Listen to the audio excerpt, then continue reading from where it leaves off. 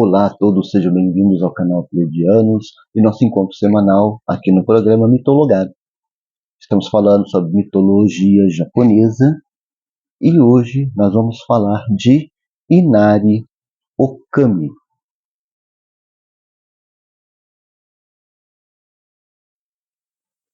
Inari Okami, ou a deusa da prosperidade, é uma das principais e mais misteriosas do shintoísmo no Japão. Segundo a mitologia, representa prosperidade e sucesso na agricultura e nos negócios.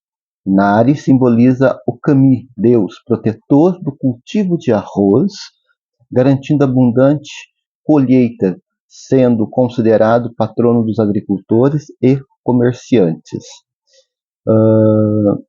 Tanto que essa divindade até hoje ela é cultuada dentro das crenças shintoístas modernas.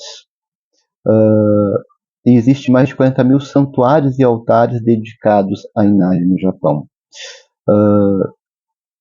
Inari não tem uma identidade específica ou gênero definido, mas possui muitas formas atribuídas à sua imagem, variando de acordo com tradições regionais e credos. A divindade geralmente é representada como uma bela e jovem mulher de cabelos sedosos ou ainda um velho homem com longa barba carregando férteis sacos de arroz. Porém, independente da figura associada, é sempre retratada acompanhada por duas raposas brancas, ou miúdo, né? O animal é considerado seu guardião e mensageiro. Ainda, segundo antigas crenças, acredita-se que o deus assuma a forma da própria raposa, mas com uma beleza incomparável. Tanto que Myubu, né, as raposas mensageiras e guardiãs de Inari, no Japão, as Kitsune, né, espíritos raposas, são consideradas criaturas lendárias e sagradas com poderes sobrenaturais e habilidades que aumentam com a idade e sabedoria. São símbolo de ardileza e inteligência. As raposas de Inari possuem a pelagem completamente branca e atuam como suas guardiãs e mensageiras. As estátuas de raposas comumente são encontradas em santuários de Inari. São retratadas carregando objetos sagrados na boca, na ponta de suas caudas ou sob suas patas, como a joia flamejante com o poder de conceder desejos representando a alma do deus. Uma arcaica chave em formato espiral, usada por armazéns de antigas fazendas. Espinhas de grão, que representam os 5 grãos, o trigo, o arroz, o feijão, o milho, milhete, de quibe. Todos elementos importantes nas tradições do leste asiático, além do pergaminho que representa pleno conhecimento e sabedoria. Existem várias teorias sobre a origem da lealdade de Kitsune branca a Inari, mas ninguém sabe ao certo quando iniciou-se isso. Em um texto budista do século XIV, um mito conta sobre uma família de raposas que viajaram para a montanha Inari para oferecer seu serviço à divindade. Inari concedeu seu pedido e os colocou como atendentes e protetores dos santuários na montanha. Acredite-se também que está relacionado com o fato das raposas terem sido frequentemente vistas nos campos de arroz durante o período de crescimento e amadurecimento, alimentando-se dos roedores e consumiam o arroz e estragavam a colheita. Este padrão de comportamento teria as atribuído a imagem de guardiões dos campos. Também é significativo que a cor da raposa se assemelhe à cor do arroz amadurecido, e sua cauda se parece com um feixe de arroz cheio.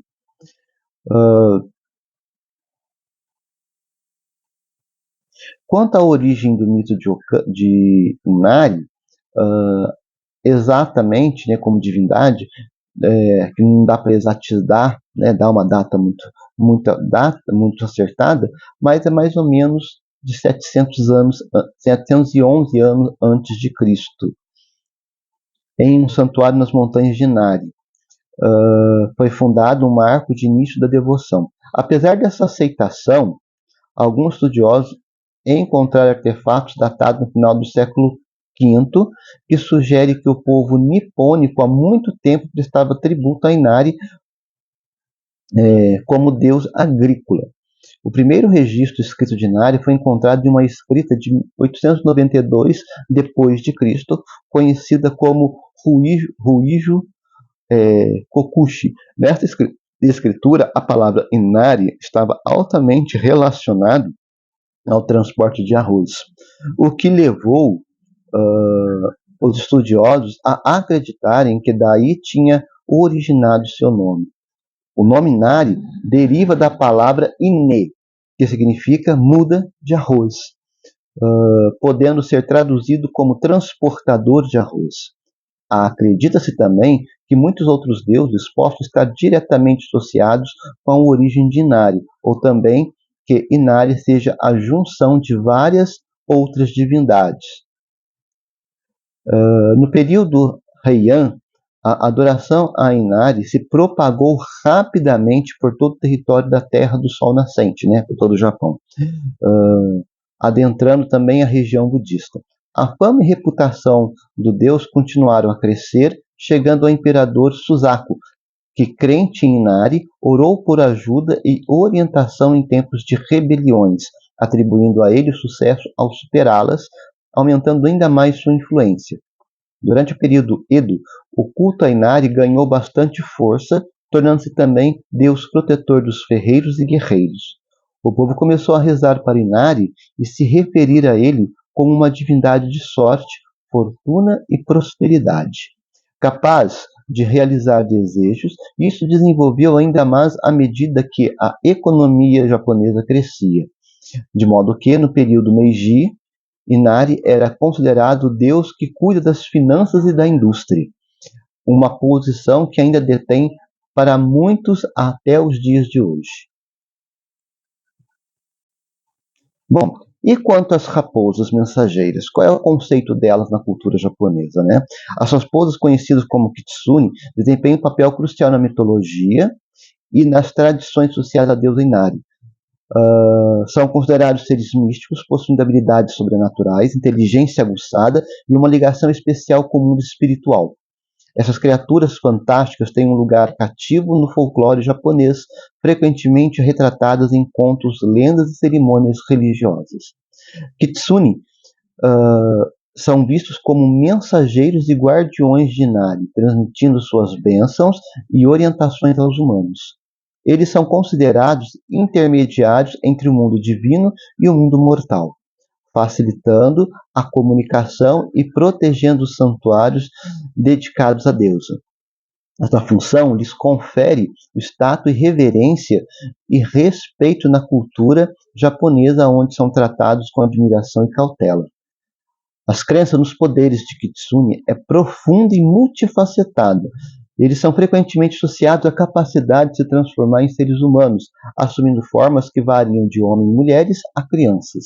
Essa habilidade de metamorfose permite-lhes interagir com o mundo humano de maneiras sutis e enigmáticas. Em muitas lendas, os Kitsune adoram a forma humana para buscar justiça, retribuir favores ou mesmo se apaixonar, criando histórias que misturam o místico com o mundano. Além das habilidades de transformação, os Kitsune são conhecidos por sua longevidade e sabedoria. Diz-se que quando mais velho um Kitsune se torna, mais caudas ele desenvolve, podendo chegar até 9 caudas. Cada cauda adicional simboliza um aumento em seu poder espiritual e inteligência, consolidando sua posição como seres de grande influência e importância na cultura japonesa. Quem assiste Naruto, deve estar muito familiarizado com essa ideia da raposa de 9 caudas, Os Kitsune são geralmente divididos em 2 categorias principais, Zenko e Hyaku. Essas classificações refletem diferenças significativas em suas naturezas e funções, influenciando a maneira como são percebidos e tratados pelos povos japoneses. Zenko são os Kitsunes benevolentes, frequentemente associados a deus Inari. Eles são considerados criaturas de luz, trabalhando para proteger e guiar os humanos em harmonia com os desejos de Inari. Sua presença é vista como um presságio positivo, trazendo boa sorte e prosperidade. Os Enku são frequentemente representados em estátuas e esculturas nos santuários de Inari, guardando as entradas, servindo como símbolo de proteção e bênção. Yaku, por outro lado, são considerados kitsune maliciosos ou travessos. Eles são conhecidos por causar tumulto e enganar os humanos, utilizando suas habilidades transformativas para provocar o caos e confusão. No entanto, nem sempre são puramente malignos. Suas ações podem ser vistas como truques ou lições destinadas a testar a moralidade e a sabedoria dos humanos. A dualidade desses seres reflete a complexa relação entre o bem e o mal na mitologia japonesa, onde ambas as forças coexistem e se equilibram. Além dessas categorias principais, existem subcategorias e variações regionais que enriquecem ainda mais o conceito de kitsune. Por exemplo, em algumas regiões do Japão existem kitsune que são considerados guardiões de determinadas famílias ou comunidades. Estes kitsune, conhecidos como Tama no Kami, protegem os membros de suas famílias designadas e garantem sua prosperidade. A complexa e a diversidade do kitsune destacam a rica tapeçaria da mitologia japonesa, onde cada ser possui múltiplas facetas e significados. Essas variedades não só enriquecem o folclore, mas também oferecem inúmeras possibilidades de interpretação e compreensão das interações entre o mundo humano e o divino. E as relações entre Inari e as raposas, né? As lendas mais populares. A relação entre Inari e os kitsune é profundamente enraizada em várias lendas e histórias populares que atravessaram gerações no Japão. Essas narrativas não só ilustram conexão simbólica e simbiótica entre a deusa e seus mensageiros, mas também refletem os valores culturais e espirituais do povo japonês. Isso demonstra o quanto que é significativo o contato do ser humano com a natureza e como existe essa troca de informação e, ao mesmo tempo, essa permuta entre essas personalidades, entre esses povos, entre naturezas distintas que coabitam no mesmo universo. Né? Interessante isso, tem que ficar muito bem destacado, que é a mesma relação que nós temos, por exemplo, com nossos animais domésticos. Não somos a mesma espécie, mas convivemos no mesmo espaço e temos uma troca simbiótica entre eles. Né? Psicologicamente, podemos entender que o mito dela traz algumas características muito interessantes. A busca pela prosperidade e abundância. Inari é frequentemente associada à riqueza e à colheita abundante e ao sucesso nos negócios. Essa associação reflete o desejo universal de segurança material e bem-estar, um tema central na psique humana. O culto a Inari pode ser visto como uma forma de canalizar e amplificar esse desejo, buscando a bênção divina para alcançar a prosperidade. Bem, gente, segurança material e financeira é uma necessidade para todo mundo. Então, nós buscamos todos os meios e formas de garantir que seja algo permanente na nossa vida. Né? A relação com a natureza. A conexão de Inari com a terra, as colheitas, estações do ano, sublinha a importância da natureza na vida humana. Essa ligação evoca a necessidade de harmonia com o mundo natural e a busca por equilíbrio entre homem e o ambiente. Psicologicamente, essa conexão pode ser vista como uma forma de se conectar com algo maior do que a si próprio e encontrar um sentido de pertencimento. Dualidade e transformação. A associação de Inari com as raposas, criaturas capazes de se transformar e assumir diversas formas, reflete a complexidade da natureza humana e a capacidade de mudança e adaptação. Essa dualidade simboliza a existência de diferentes facetas da personalidade e a possibilidade de crescimento e desenvolvimento pessoal. A busca por orientação e proteção. Inari é frequentemente invocado como protetor e guia. Essa busca por orientação reflete a necessidade humana de encontrar um sentido para a vida, de se sentir seguro e protegido em um mundo incerto. A figura de Inari pode ser vista como um arquétipo do mentor ou guia espiritual, oferecendo sabedoria e apoio. A importância das tradições e da comunidade. O culto a Inari está profundamente enraizado nas tradições e nas comunidades do Japão. A participação em rituais e festivais relacionados a esta divindade fortalece os laços sociais e proporciona um senso de identidade e pertencimento. Essa dimensão social do mito reflete a necessidade humana de conexão, de fazer parte de algo maior do que si mesmo. Arquétipo da Grande Mãe. A associação de Inari com fertilidade e abundância evoca arquétipos da Grande Mãe, uma figura presente em diversas culturas que simboliza nutrição, criação e proteção. Enquanto símbolo de energia vital, a energia vital associada a Inari pode ser vista como uma representação da libido, força que impulsiona o crescimento, a criatividade e a busca pelo prazer. Expressão de desejos inconscientes. Os mitos rituais relacionados a essa divindade podem ser vistos como uma forma de expressar e simbolizar desejos inconscientes e medos e aspirações. O mito de Inari oferece uma rica fonte de pensamentos e de ideias sobre a psique humana e a experiência da cultura japonesa. Ao explorar os aspectos psicológicos, o mito, a história e o próprio desdobramento do mito na sociedade, podemos compreender como ele reflete as necessidades, os valores, os desejos e as aspirações universais, ao mesmo tempo em que expressa as particularidades de uma cultura. Quando nós falamos de uma cultura, de um povo, nós estamos falando de um relacionamento mútuo entre pensamentos, ações, acontecimentos, feitos do passado, glórias do presente e glórias do futuro. E o mito, ele caminha, ele faz com que a consciência do pertencimento de um povo, de um nacionalismo saudável. O que é o nacionalismo saudável?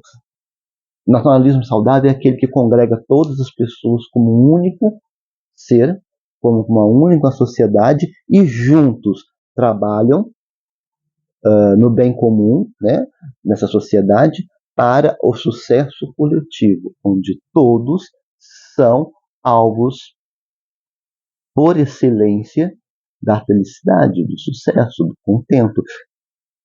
Isso serve de lição para nós, porque nós vivemos aqui no Ocidente e nós vivemos no Deus, cada um por si, Deus para todos. Quem vive e pensa desta forma, deste ditado, ele é uma pedra de tropeço, primeiro, para si próprio, segundo, para aqueles que vivem com ele, né, aqueles que são obrigados a conviver com ele, e na sociedade. Por quê? Porque, como eu falei para vocês em vários programas, incluindo não só este programa Mitologar, mas o Papo É, tudo que nós fazemos diz respeito, ação direta na minha vida, nas vidas que me rodeiam e fora da porta da minha casa, na sociedade.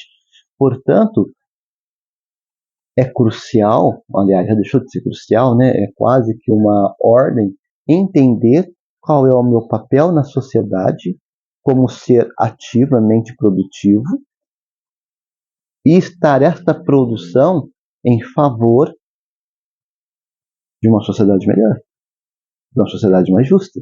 Portanto, não é difícil de nós compreendermos que nós chegamos num ponto, estamos chegando num ponto, que essa individualidade, que por algum momento, por algum tipo, por algum acontecimento que está vigorando no nosso país, que ainda sustenta no nosso país, ele é uma cilada destrutiva para quem pensa, para quem propaga e para quem pensa que é um caminho.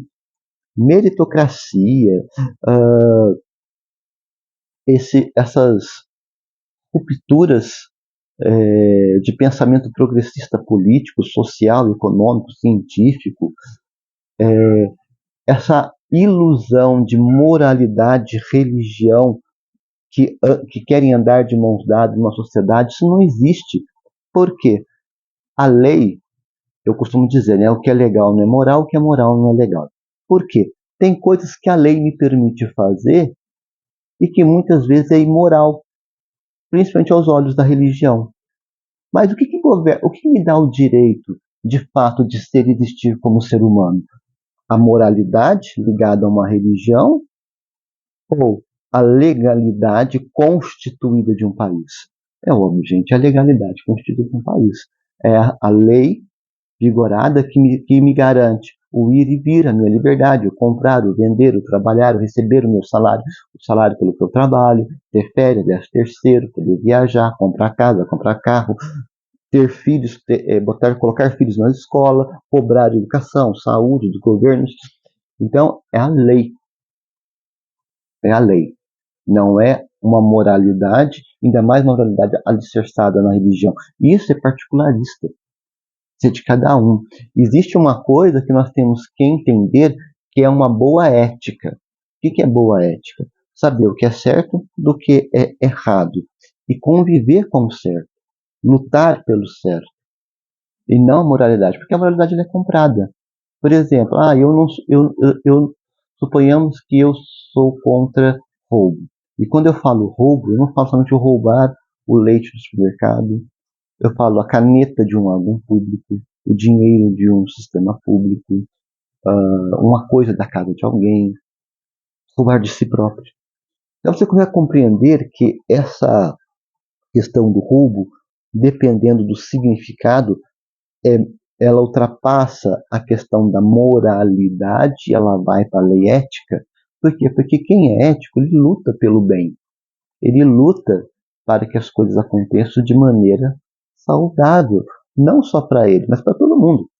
Então nós temos que entender que essa questão da vida, da produtividade, do sucesso, da boa fortuna, né, da boa sorte, que é muito falado neste mito de hoje, de Nag, né, na ilusão, na alusão, desculpe, na alusão do arroz, do milho, do feijão, né, que simboliza fartura, prosperidade, por detrás existe um senso ético muito forte. E aí que fica para mim, para você pensar neste mito de hoje, como nós estamos alimentando o nosso senso ético. Moralidade passa. Ainda mais que as pessoas que têm o costume de trocar de igreja igual troca de roupa, numa igreja é um tipo de moral, na outra é outro tipo de moral, na outra outro tipo de moral. No fim das contas, você passeou, tem gente que passeia, né, por todos os credos religiosos e você acaba do jeito que você começou. Ali. E aí te sobra o quê?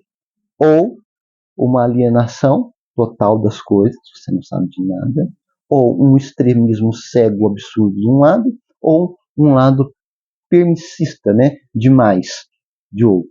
Porque, na verdade, o que tem que existir é um senso ético. Sim, sim, não, não.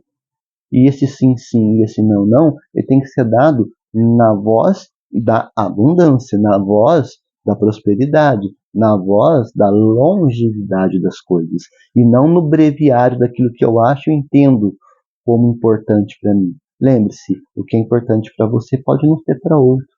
O que é bom para você pode não ser para outro.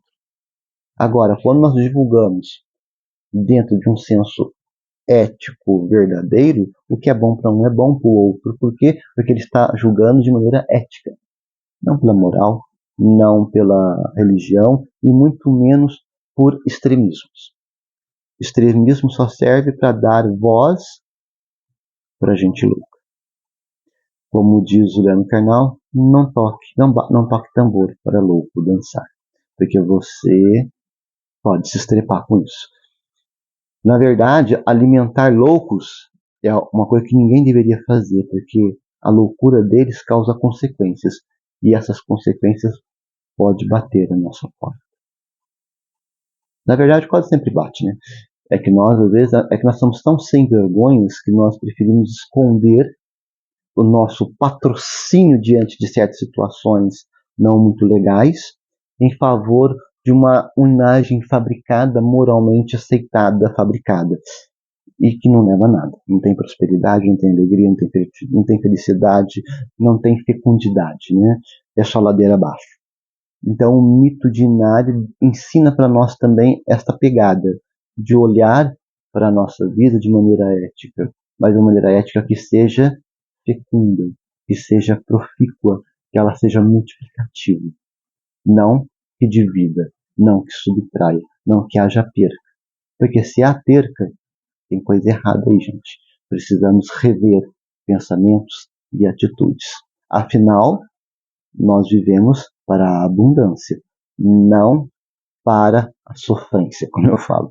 Não para sofrer, não para ficar na angústia constante, quase que imortal essa angústia. Na verdade, o que deveria ser constante é abundância. E nós devemos construir essa abundância aos olhos do mito de Inari, na base de uma ética profunda, eficaz e que venha para ficar, independente das gerações que cheguem, que se vão, que virem em memória ou que estão ainda por vir. Bem, meus queridos, me despeço de vocês. Um bom final de semana a todos e nos encontraremos na próxima semana aqui no canal Perdianos. Um abraço a todos.